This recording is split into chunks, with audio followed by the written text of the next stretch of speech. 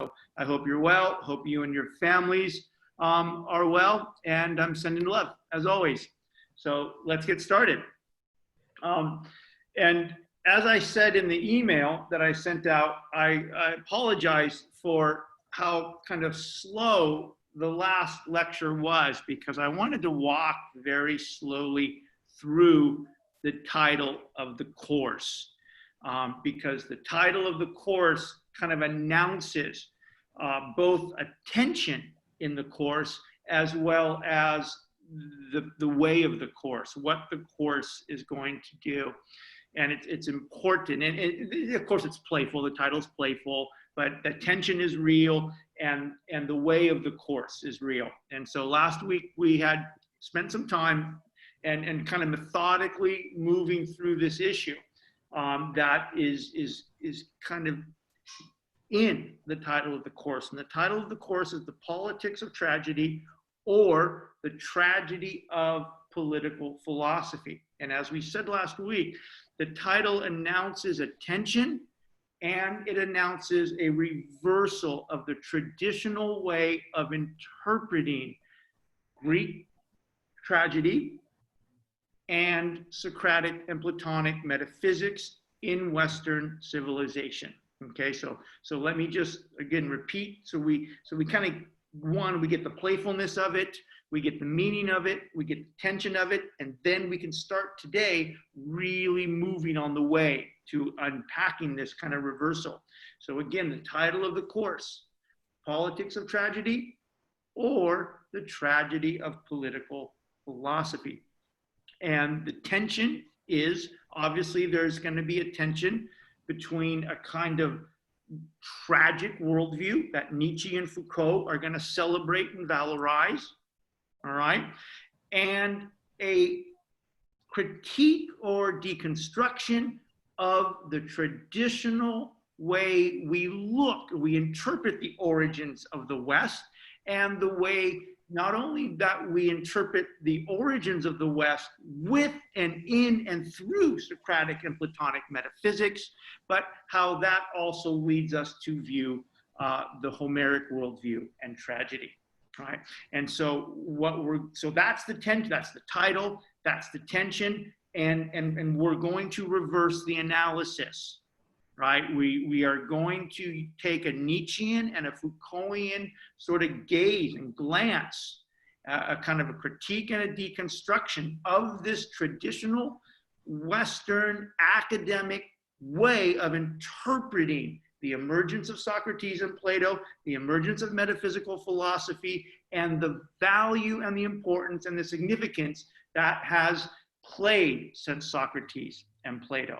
Right, and so that's the tension. That's what we spent some time doing last week, and keep that tension in mind as we go through the whole course. We are going to provide an alternative interpretation and analysis. We're going to provide a Nietzschean and a Foucaultian analysis, a critique, a deconstruction of the origins of Western political philosophy, beginning with Socrates and Plato. Right, and what we're going to see absolutely in the first part of the course, as we read Nietzsche's Birth of Tragedy, as we talk about the tragic perspective, as we understand Nietzsche's understanding, the story he's going to tell about that, how in Nietzsche's eyes that actually constitutes a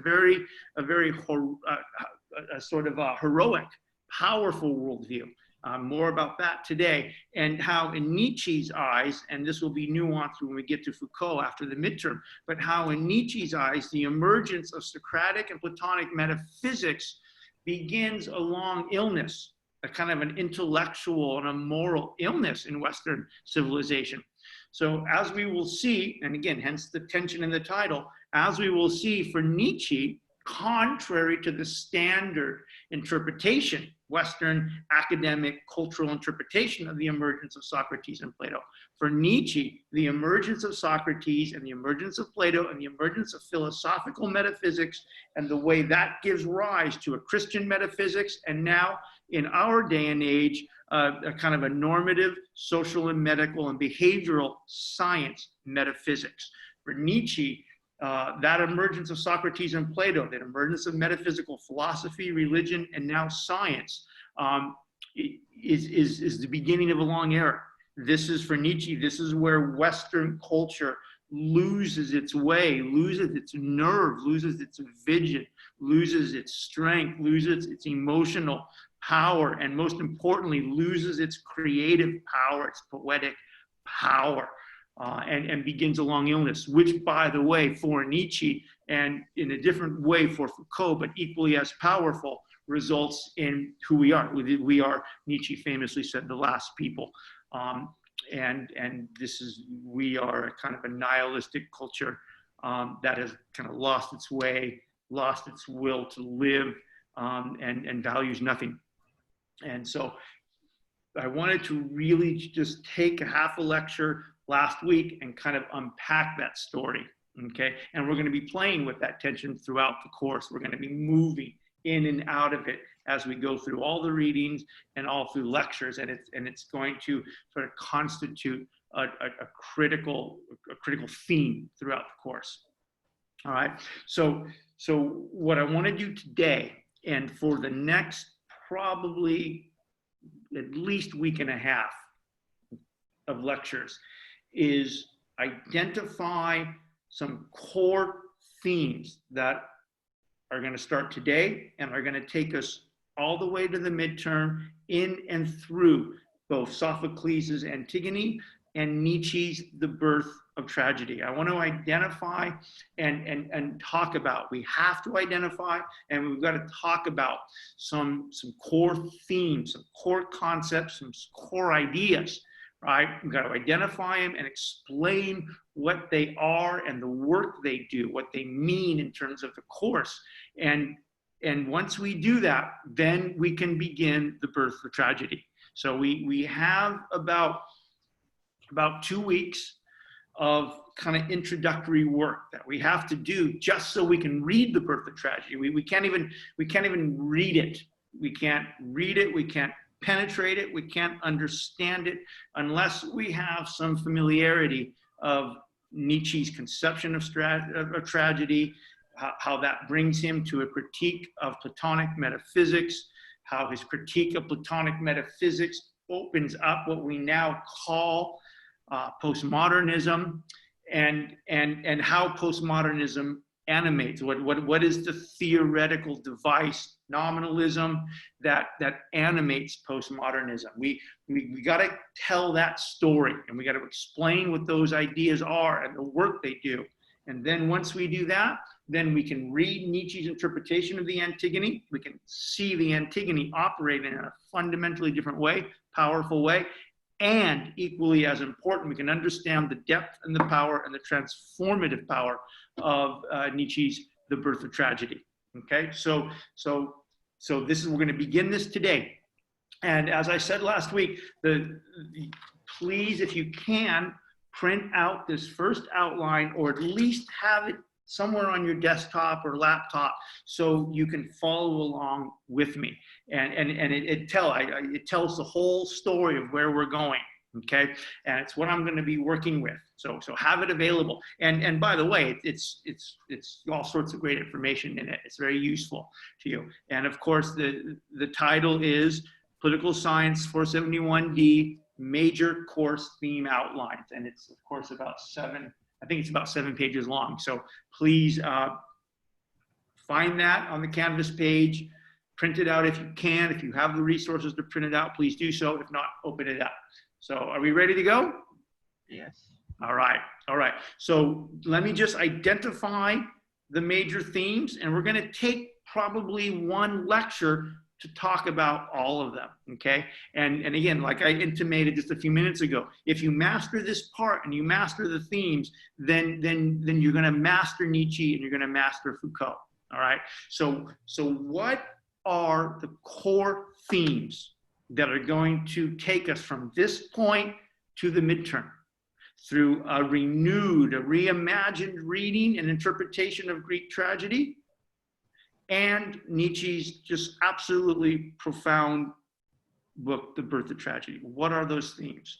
So first, and this is going to be the topic for today, okay?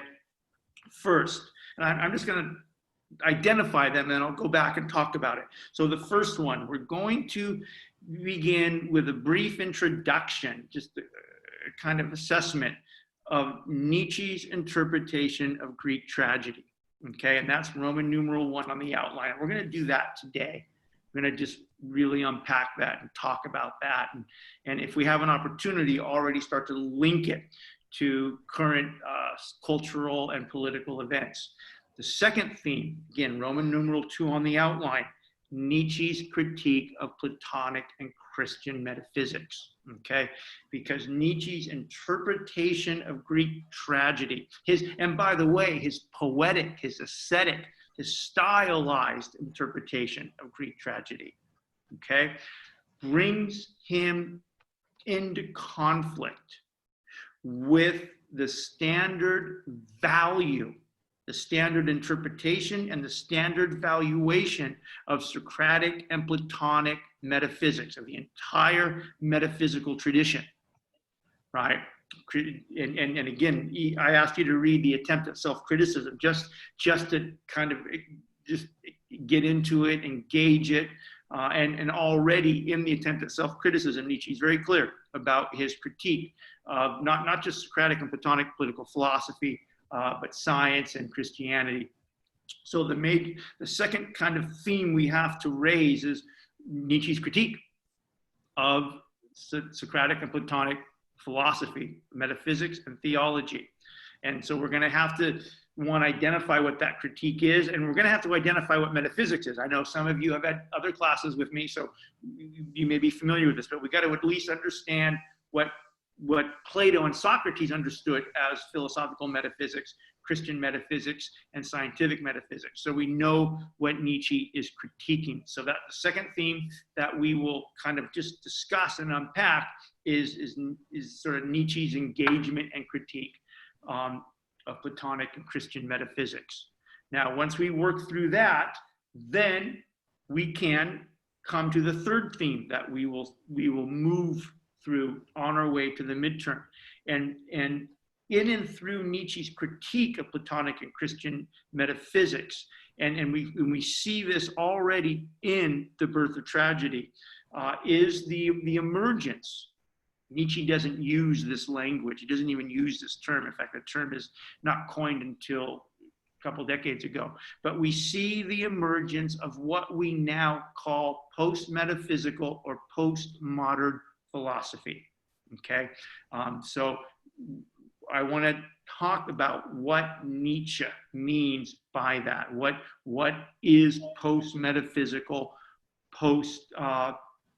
postmodern political philosophy as Nietzsche and Foucault understand it? So we're going to talk about that because we got to, Nietzsche's interpretation of Greek tragedy, his critique of Christian and Platonic metaphysics opens up what the hell becomes what we call post-metaphysical or postmodern philosophy, right? If that's the movement, that's the kind of engagement in which that takes place. And so we need to understand that that's what's happening there.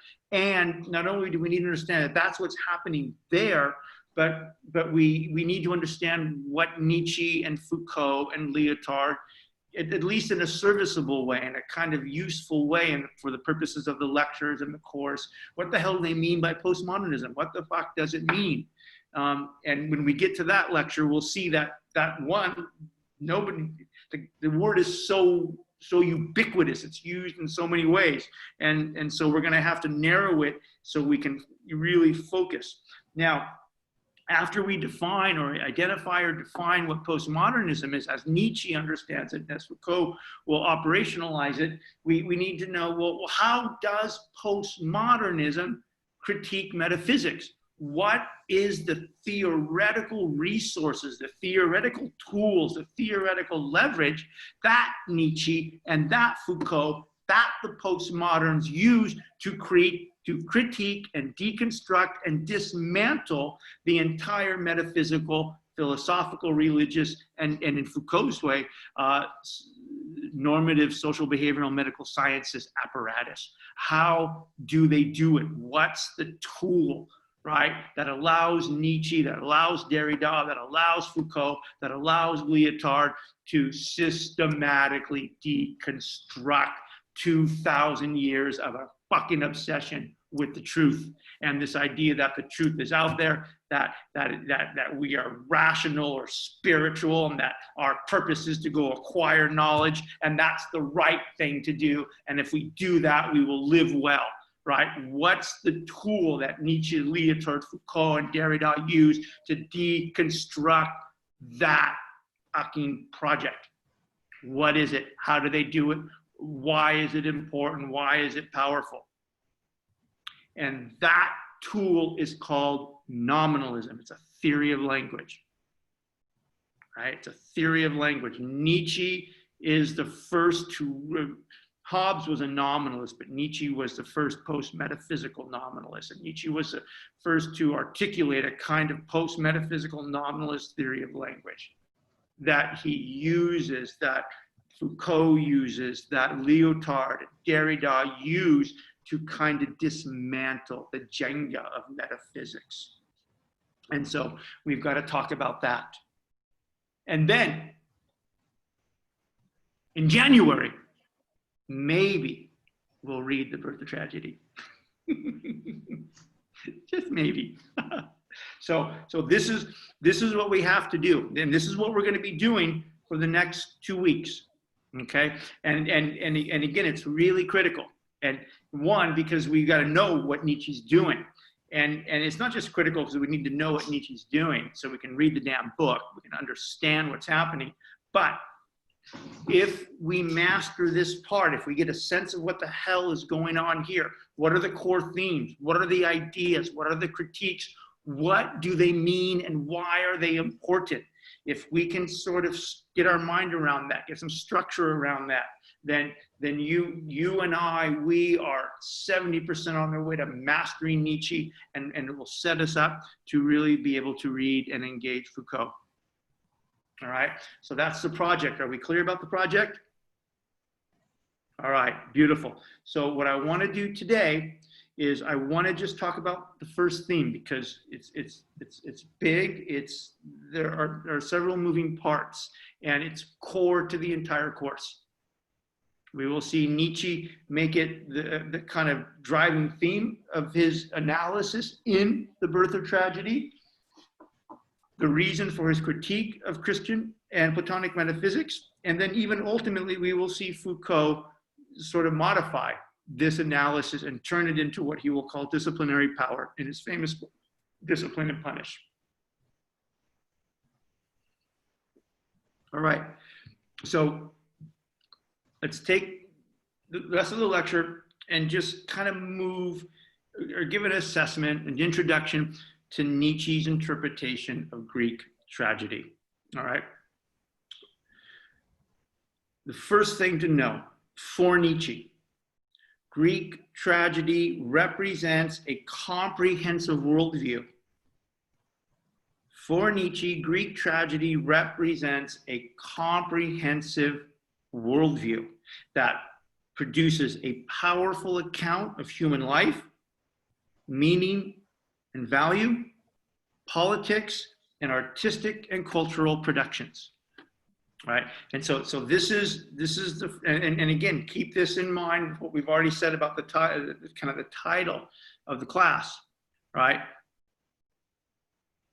Contrary to the standard academic Western interpretation of the emergence and the significance and the importance of Socratic and Platonic political philosophy, which tends to locate that moment as the origin of what is significant and transformative in Western civilization.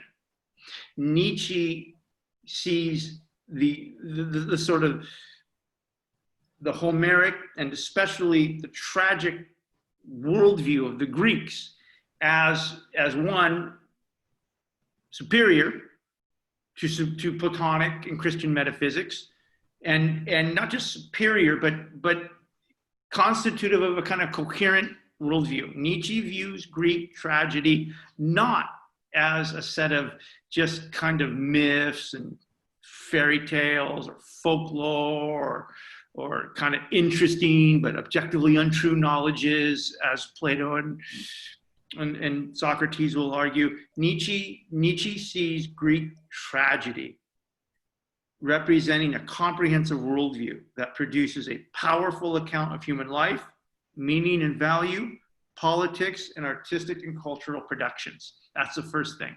Nietzsche is going to celebrate and valorize the tragic worldview, Greek tragedy. Right? He's going to say that there's something that these tragic Greeks knew. There is something that they knew. There is something about what they knew that led them to live in a certain way. And what they knew and how they lived made them emotionally fierce, intellectually creative and powerful, and produced the most sublime and superior forms of actual art in human history. So Nietzsche is going to really celebrate at quite a profound way, and in a profound way, Greek tragedy. Greek tragedy represents a comprehensive worldview that produces a powerful account of human life, meaning, and value, politics, and a kind of artistic cultural productions. All right, now, so we're going to be doing three things simultaneously now. Now, in the course, throughout the course, at least up to the midterm, when we use the term Greek tragedy, we mean it in three interdependent ways. We mean it in three interdependent ways. One, as I just kind of suggested, on the one hand, it's a worldview. When we talk about the Greek tragedy, we are talking about a worldview, comprehensive worldview. And so what's a worldview? What does that mean?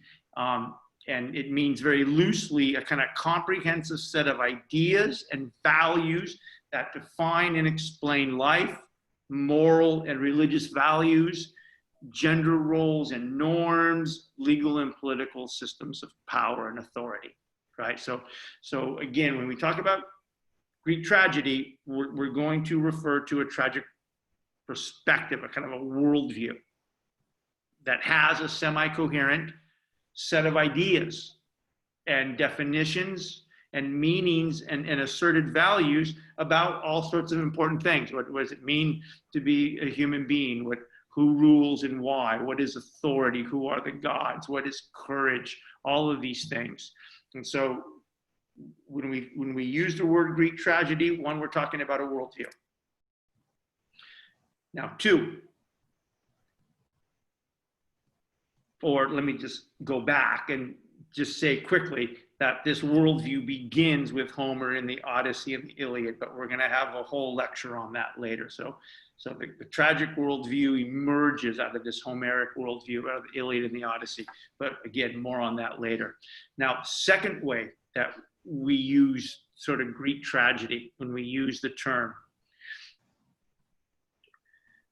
we mean it, and this is Nietzsche's kind of contribution.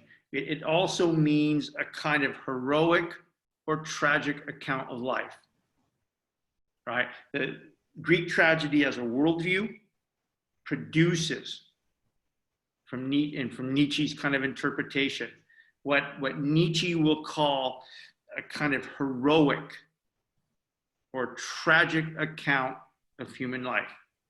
Right? And I kind of intimated to this already, but now I just want to define it, but at least I'll discuss it more clearly, right? Nietzsche argues that the worldview of Greek tragedy produces a powerful account or interpretation of human life that gives rise to intellectually creative, emotionally fierce, and physically strong human beings. Now, again, we're going to be dealing with these themes throughout the course, but I want to just kind of talk about how critical this is for Nietzsche. And I want to put it in the context of his critique of metaphysics. I just want to put the idea out there, and then we're going to be unpacking it as we go. because it's key to the course. And by the way, it's a key not just to reading Nietzsche, understanding his interpretation of Greek tragedy, but it's also the key to the larger purposes of this course for you. When we met that first day and was talking about why I teach this course, right? Why do I teach this course? And I do it for two reasons. One, because this is some of the most profound literature, theory written. But two, equally and more important, is it is designed to prepare you and I for tragedy in general. And that can come in many ways. It can come in the loss of dreams. It can come in heartbreak. It can come in the shattering of our normality, which we are living right now. It's designed to empower you, to liberate you, to provide an alternative conception of who we are, what it means to be a human being, what ideas are, what power is, what it means to give one's life value, what it means to resist oppression and definition and marginalization, right? And so when we talk about the second kind of element of what, when we use the word Greek tragedy, and we say we're going to mean it in three ways. First, it's a worldview, but two, for Nietzsche, the worldview of Greek tragedy produces a certain kind of person. It produces what Nietzsche believes to be heroic people. And who and why are these people heroic? And for Nietzsche, it's because they are emotionally strong people. They are intellectually creative and powerful, right? They're physically strong, right? And this, for Nietzsche, is something that has been lost in the emergence of Platonic and Christian and scientific metaphysics, right? And by the way, we'll get into this, and when we talk about Nietzsche's critique of metaphysics, Nietzsche's going to critique metaphysics not just on a kind of a theoretical level, right? He's not going to critique it just on a theoretical level. But on the deeper level, Nietzsche's critique of a kind of Platonic and Christian and scientific metaphysics unfolds on an existential level. Nietzsche's going to argue, as we will see throughout this course, and Foucault will have a nuanced version of this, that your belief in and commitment to, our belief in, Western culture's belief in and commitment to some form of philosophical metaphysics, theological metaphysics, or now the normative, social, behavioral, and medical scientific metaphysics. Our belief in and commitment to some version or combination of version of those systems of thought are actually killing us, are actually destroying us.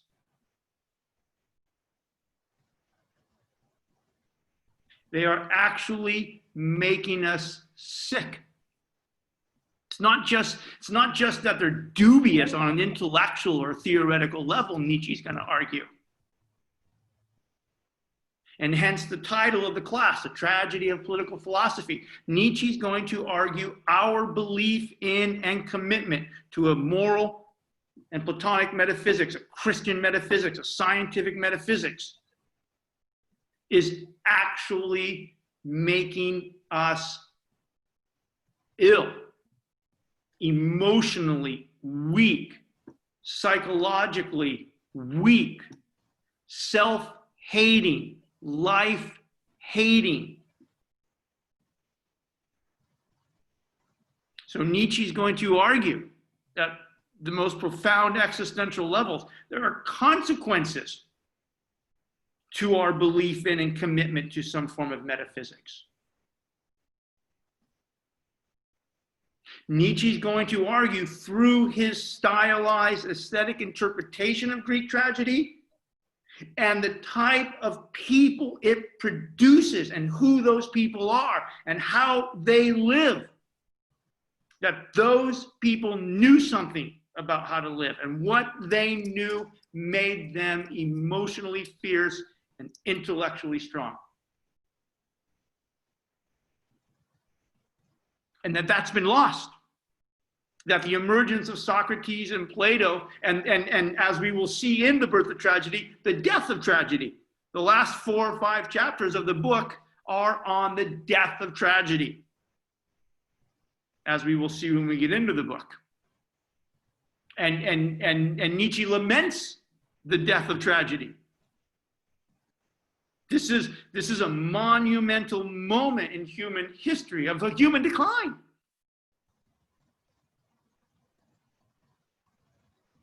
So when we use the term Greek tragedy, we're going to be talking about a worldview, and we're also going to be talking about the way that worldview produced what Nietzsche calls the heroic perspective, the tragic or the heroic perspective, and the way that perspective produced a certain kind of person.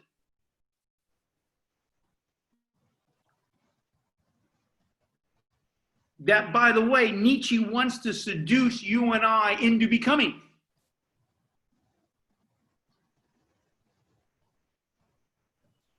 Professor? Yep. Sorry, so when you're saying metaphysics, are you referring to God? Because I'm kind of confused. Yeah, yes. Okay. Yep. And then another question that I had is when you were saying for Nietzsche, so he believes the Greek tragedy is heroic, but he critiques about... Hold on, Jennifer. That Greek tragedy produces heroic people. Produces heroic. Again, it's a kind of a subtle difference, but it's important because we're going to be kind of pushing on that for the next 8 weeks. Okay, and then his critiques are about Platonic and Christian values, like, right? Yep. Okay, thank you. Yeah, and Jennifer, Thursday, we will speak more directly about how Nietzsche means, what he means by Platonic and Christian metaphysics. Okay. So yeah, thank you, bear with Professor. me. All right. Now, so what is the heroic perspective? What is it? Right? What is Nietzsche's account, I guess is the best word, of the heroic perspective? Right? Because Nietzsche is going to argue, look, the tragic worldview produced people who were emotionally fierce, intellectually creative, and physically powerful people.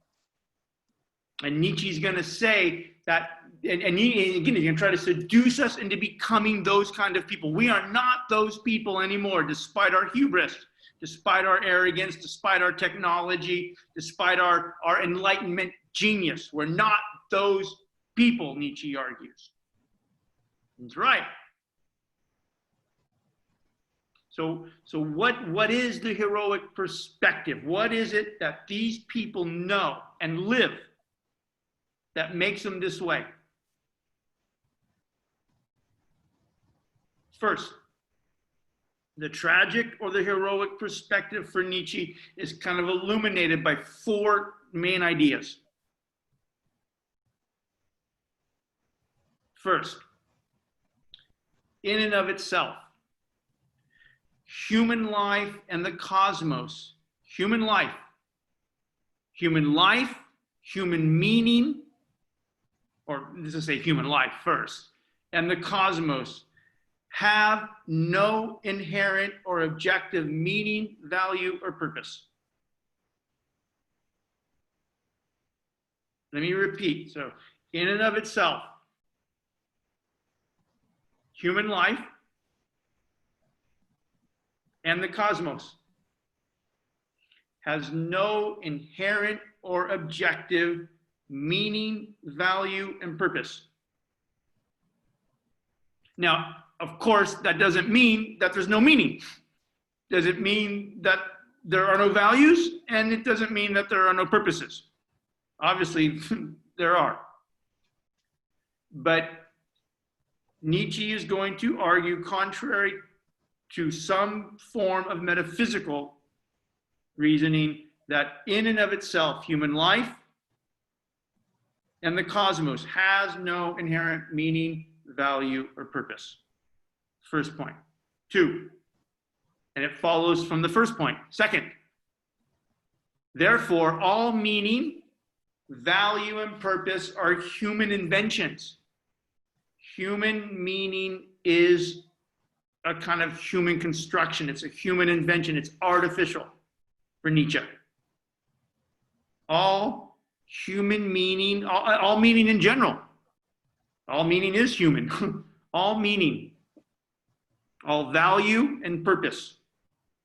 All of those things are human inventions. All human meaning, value, and purpose are the result of human creation and an assertion of power. This is critical. We're gonna talk more about this when we get into nominalism, but this is a core idea. In and of itself, life has no inherent meaning, value, or purpose. All meaning, value, and purpose, second, is a kind of human invention. It's artificial. And it is a kind of invention that is not just profound. Obviously, it's the process by which things come to have meaning, to have value, to have purpose. It's not just a human invention, but it's also simultaneously an assertion of power. More about that later. So, one, in and of itself, life in the cosmos has no inherent meaning, value, or purpose. Two, therefore, all meaning, as a consequence, or therefore, all meaning, value, and purpose is a kind of human invention. It's artificial. Now, to say that it's artificial doesn't mean that it's not important or that it's meaningless. In fact, for Nietzsche and Foucault and the postmoderns, precisely because there is no inherent objective meaning, value, and purpose, that the very idea that it is the existential responsibility of human beings through language and through a kind of creativity to invent that meaning, to assign that meaning, makes it extraordinarily important. But the key here is to fuse these two things early on. Human meaning, value, and purpose as an invention, as something that is artificial, and simultaneously, inescapably, an assertion of power. Meaning, value, and purpose and power are simultaneous. Meaning and power are simultaneous. And just kind of circle that, because we can disentangle that a little bit when we get into metaphysics. And we'll provide some examples of kind of a different way in which metaphysics tries to disentangle in some way meaning and power, value and power. Yeah, is there a question? Linda? Yes, Professor. I understand what you're saying, but I'm somehow losing you in the meaning. I think I'm mistaken. Are you saying that it's an illusion? It's like a matrix? So I hate the movie. Me too. Okay. So the answer to your first part of your question is yes, but let's just forget about the matrix. Okay. Okay, let's just forget about the matrix. Yes. Okay. So your question, according to Nietzsche, Is meaning, value, and purpose a kind of an illusion? Yes. Yes. Oh, But let's have some fun here. okay. Actually, you want to have some fun? Let's have some fun, because the question brings up the tension in kind of Nietzsche's kind of postmodern understanding or his interpretation of Greek tragedy and metaphysics. Okay, now we're going to get ahead of ourselves a little bit, but I want to play with this word. I want to answer your question and play with the word and use our playing with the word to illuminate what's at stake here. Does that make any sense? Yes. Okay.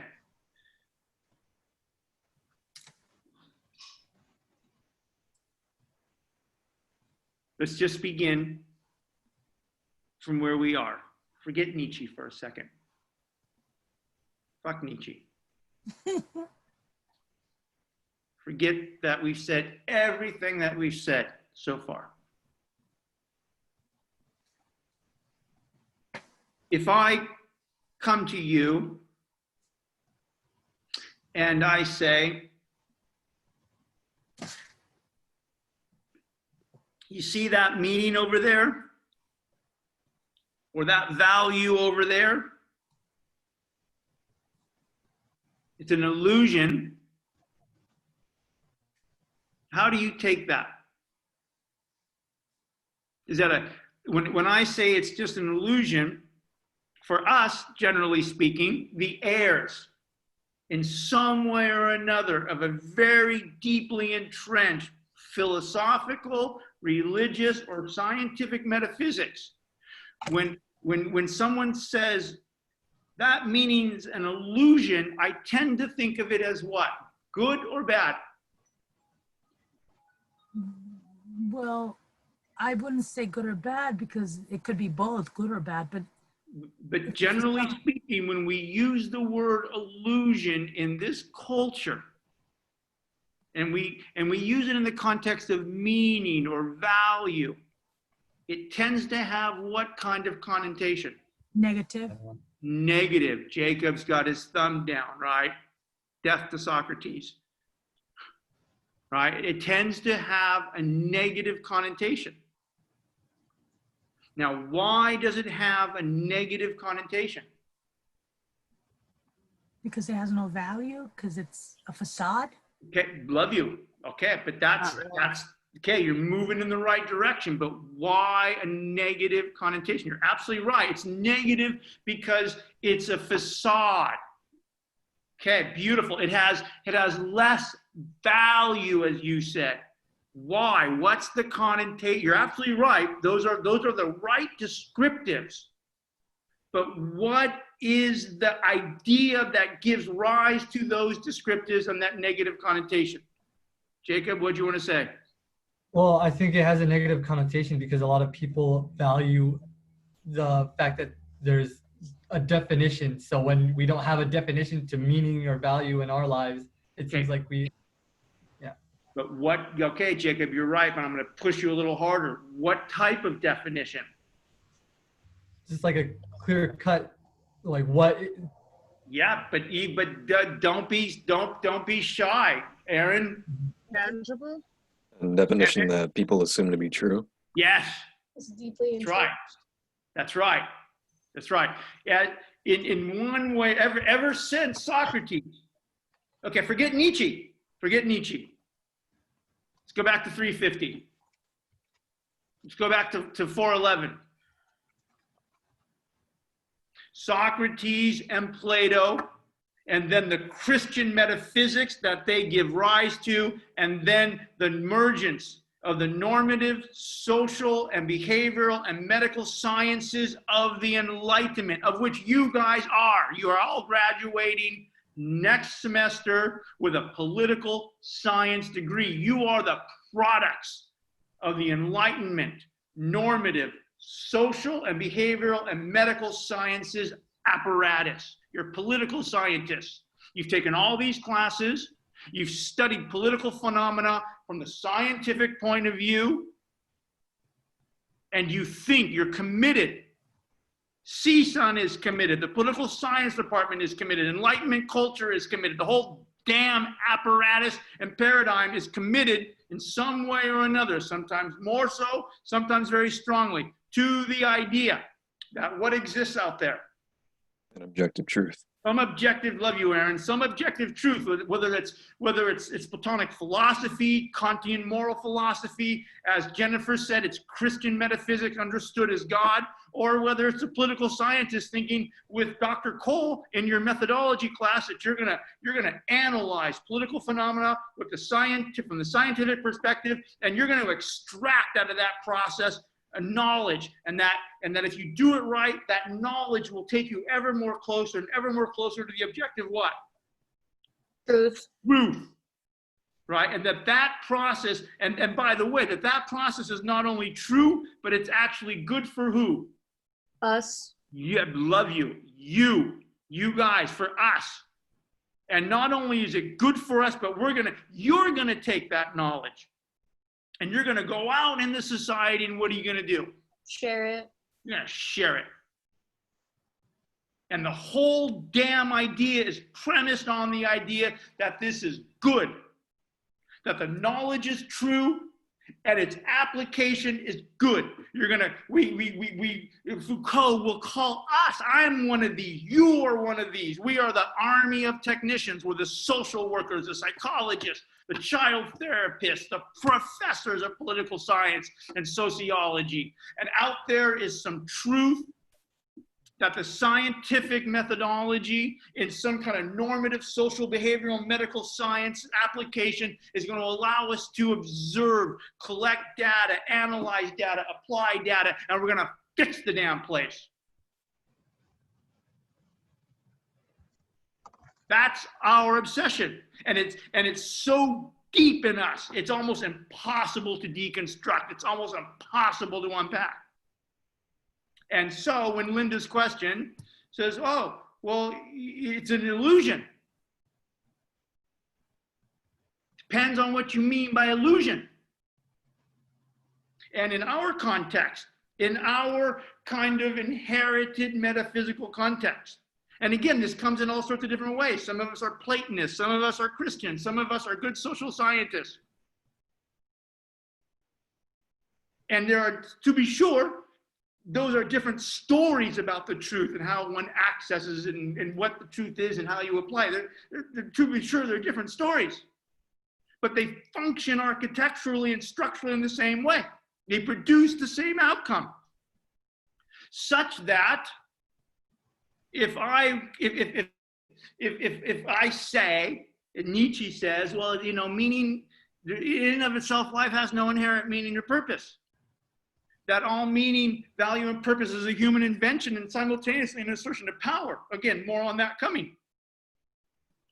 And people's kind of heads explode. Wait, so what do you mean it's an illusion? We're so accustomed to seeing the word illusion as inherently what? Bad. Negative, as bad. Because we are so conditioned, philosophically, scientifically, or religiously, to assume that an objective truth exists, and that its pursuit, the acquisition of it, and the application into our lives, and to our cities, and to our minds, and our bodies is good for us. And it's precisely that assumption in all of its various ways and nuances that Nietzsche wants to take a sledgehammer to. That's what this course is going to do. That's the point.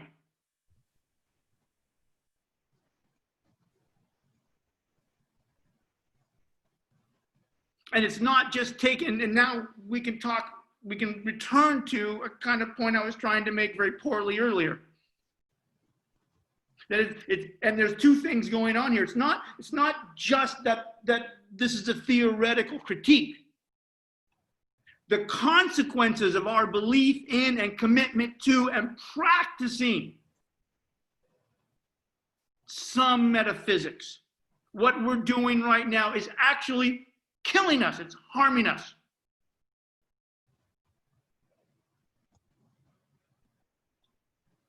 I tell this story usually later, but we're here, so I'll tell it now.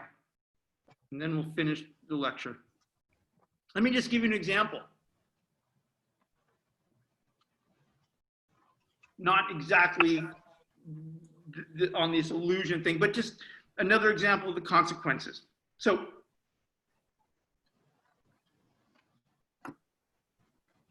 I've been teaching this class for 25 years. I'm teaching in universities for 25 years. For 25 years, I've had the profound joy of getting to meet brilliant people like yourself. The best and the brightest fucking young people on planet Earth in the best universities on planet Earth. Political scientists, sociologists.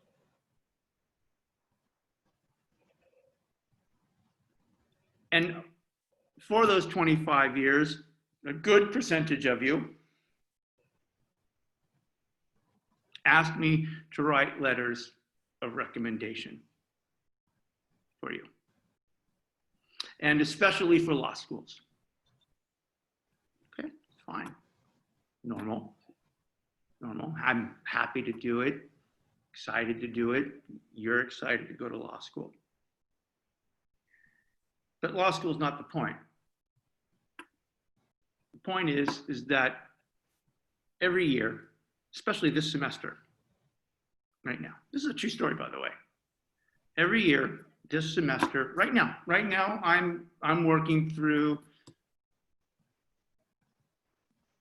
over a dozen letters of recommendation to law school from brilliant fucking people. All right, and this is how the story goes. I've got about 15 students for whom I'm writing letters right now. I've had office hours with them, emails. We've had many classes together, so we're friends, right? These are people I love, like you guys. So what the fuck happens? So they come to me, we talk, they're excited. I write the letter, they study, take their LSAT prep courses and their Princeton Mafia scams. All right. Now this is a fucking heartbreaking story. And by the way, this is the story of this class. The whole class. This is, in one way or another, this whole class is caught up in this moment. This is a true fucking story, pardon my language. And here's what happens. The test comes. I don't know, October 11th, and there's one in the spring. I don't know anymore. And of the 15 people that I write letters for and I've talked to, after the test, I hear from about 4 of them. Why do I hear from 4 of them? Because only 4 passed.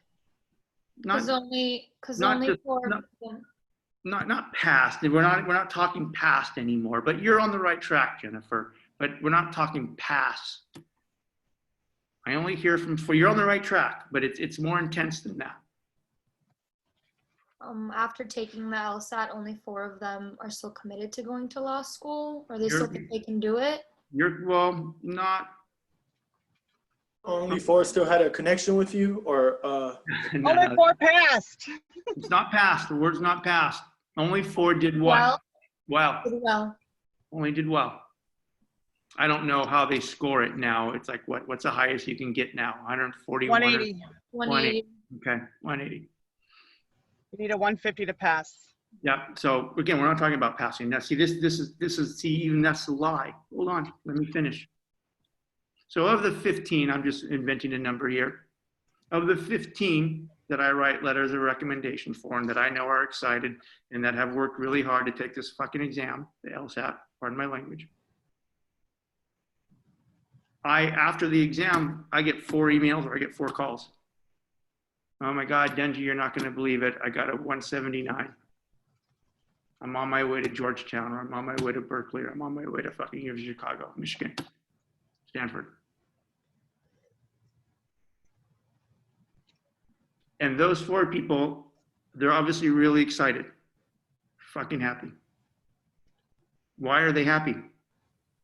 Other than the obvious reasons. They're going to fucking Stanford Law, and they're going to come out and they're going to bank 300 grand right out, and they've just punched the capitalist ticket. Because they're one step closer to their goal. Yeah, well, yeah, of course. But why else are they happy?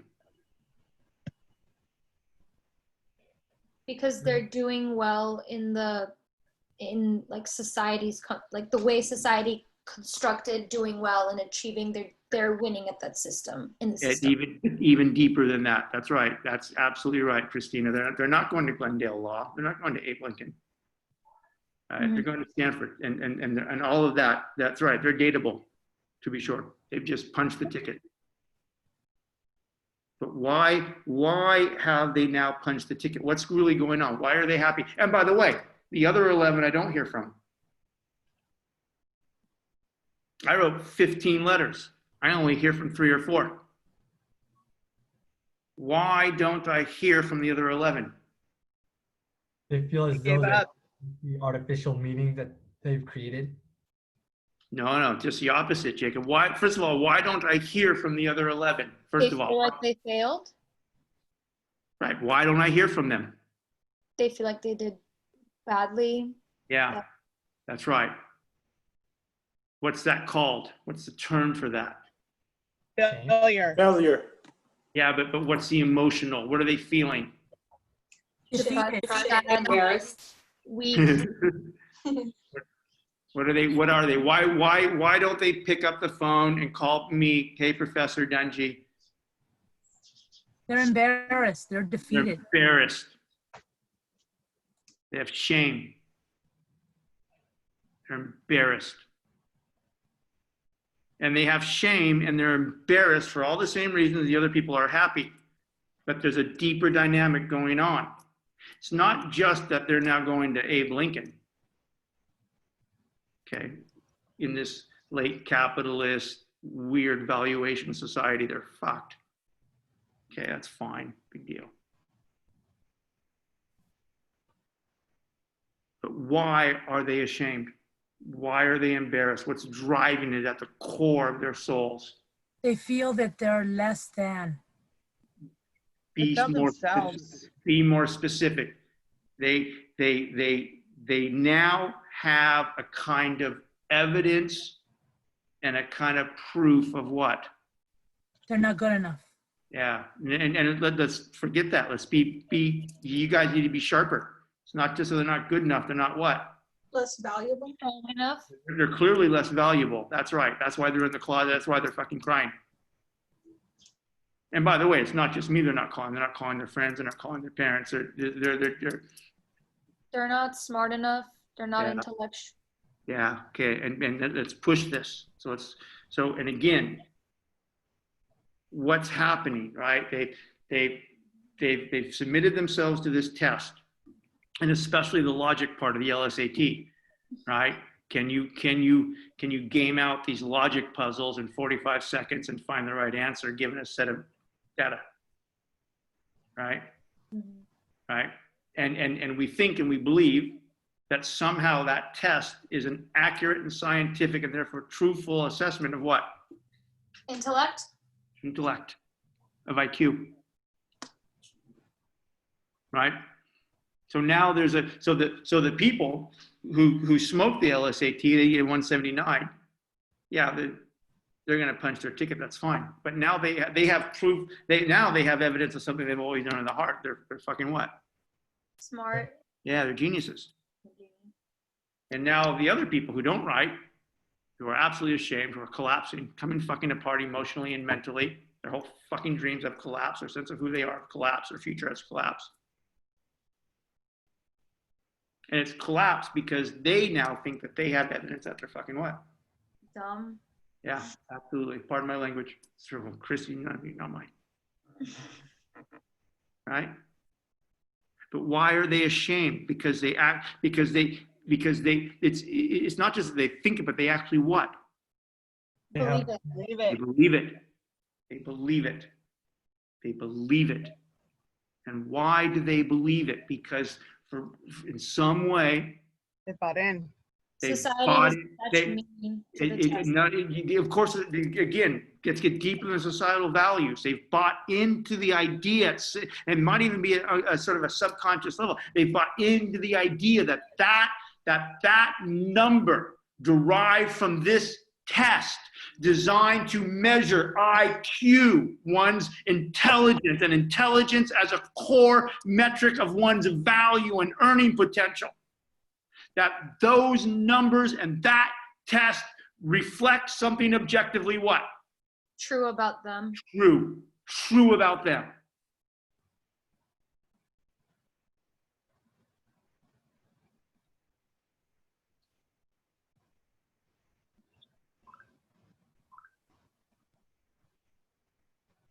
So, can we deconstruct just as an intellectual exercise this idea that there's some objective truth knowable to human reason or to soul or human science that one either acquires and aligns oneself with and therefore is valuable, or not and is inferior? And it's not just the LSAT.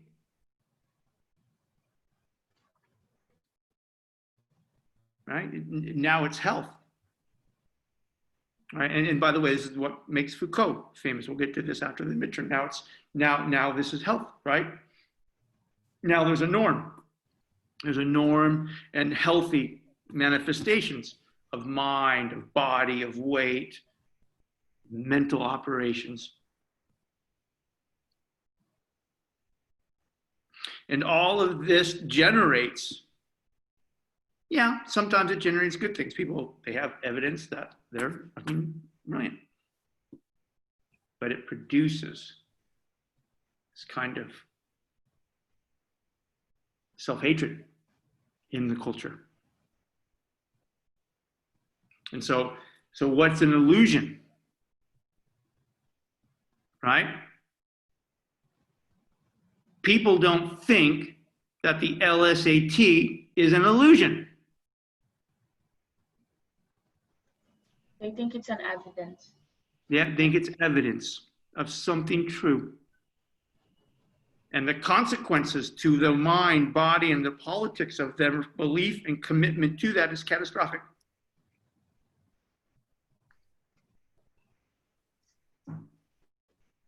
The culture is sick in that way. All right. Let me get back to the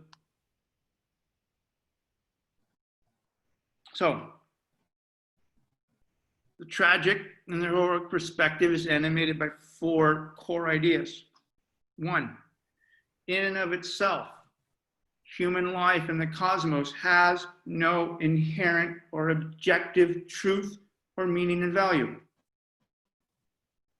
It's real. There are all sorts of things and processes out there that are the effects of causes that have nothing to do with human minds. They're real, but not true. And again, this is another thing we're going to deconstruct. Things can be real and not true. Again, we're going to unpack that as we go. 2, therefore, all human meaning, value, and purpose is a human invention. And because, and here's the key. Here's what's going to make you fucking fierce. Own this. Own this and you are free. Own this and no one oppresses you. No one defines you. No one makes you feel shame. No one. Human meaning and value and purpose is not only a human invention, it's an assertion of power. 3, because in and of itself, the life and the cosmos have no inherent meaning, value, and purpose. 2, because all meaning, value, and purpose are human inventions and simultaneously assertions of what? Power. 3, all meaning, value, and power are essentially, inescapably, always already agonistic and conflictual. Meaning, value, and purpose are a kind of linguistic, social, and cultural field of power relations. Language is an always already inescapable field and opening and disclosive space of power relations about what the hell things mean, what they value, and what their purposes are, and who defines it and who submits. Now, because they are human inventions and assertions of power, they are inherently fragile. Human meaning and value and purpose is inherently, inescapably fragile and contingent. It has to be fragile and it has to be contingent. Because one, it's a human what? Construct. Yeah, love you, Jacob. It's a human construct. It's that construct has been invented by who? Humans. Us. As an assertion of what? Power. Power. And by the way, this is a necessary thing, because if this doesn't happen, the world has no meaning. It has no value. It has no purpose. But because it is a construct, because it is an assertion of power, because it is inherently, inescapably, by its very essence, contested, agonistic, it's kind of hovering over a kind of nothingness, an abyss. It is fragile. It comes apart. We're living in an entire paradigm coming apart. People thought that modern liberal philosophy, with its political manifestation of democratic politics, with its capitalist kind of economic processes and valuations, they thought that was where rational, progressive humanity was moving, that this was somehow metaphysical, that somehow this was the way things were supposed to be, and while not perfect, they illuminated in some way glimpses of a natural, correct order, and that America couldn't collapse, that the modern paradigm couldn't come undone. And it took 3 years. It was actually easy to do. And it's not just economic and political systems, but minds come apart. Everyone in this class is 5 or 6 heartbeats from a nervous breakdown. Most of you are having them now already. The culture's produced it because we're not strong. CSUN has a suicide prevention center on its campus. The leading cause of death of people your age is suicide or accidental death. Either actual suicide or suicide by overdose or accidental death. The fragility of it all. So it's fragile. Meaning is fragile. It's contested. It's fragile. It's constantly moving. And from time to time, it comes apart. And this is the tragic part of the tragedy. And by the way, this is what it means to exist. And by the way, by the time you're my age or Brian's age, you've fucking been through this 4 or 5 times. You've seen people you love more than yourself die. Marriages have failed. Pets have failed. Kids have OD'd. You fucking see the unraveling and the fragility, not just of meaning and value and purpose, but of lives.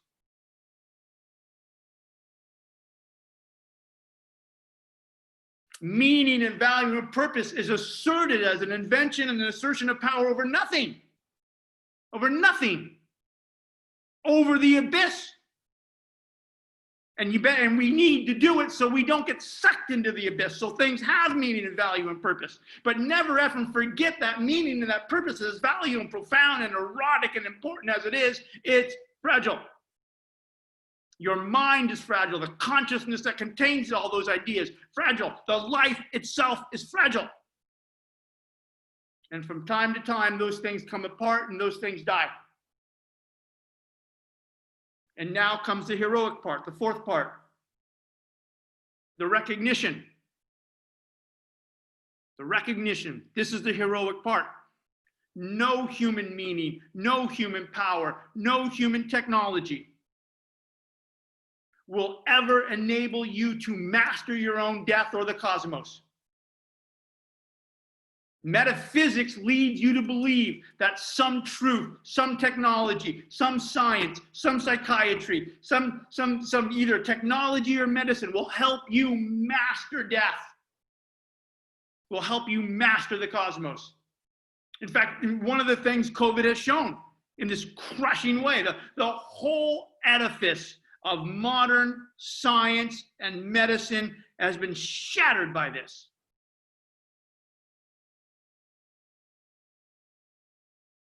It might as well be 1495. It might as well be the last outbreak of plague in Europe. Same thing. Go home, social distance, wash your fucking hands. Hope for the best. No amount of human meaning and language and technology, however you want to think of it, will ever enable you to master your death or the cosmos. And this is the tragic element. If you can own that, if you can look at the abyss, give the abyss meaning, give it value, give it purpose, know how it ends at the end of the day, that no one escapes it, that it's fragile.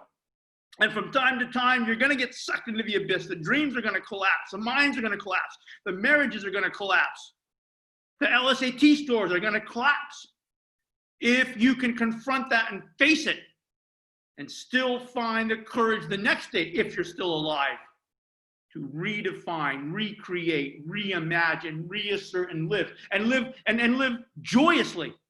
Not crippled by the sadness, not crippled by the loss of the dreams, not crippled by the shattering of who you thought you were.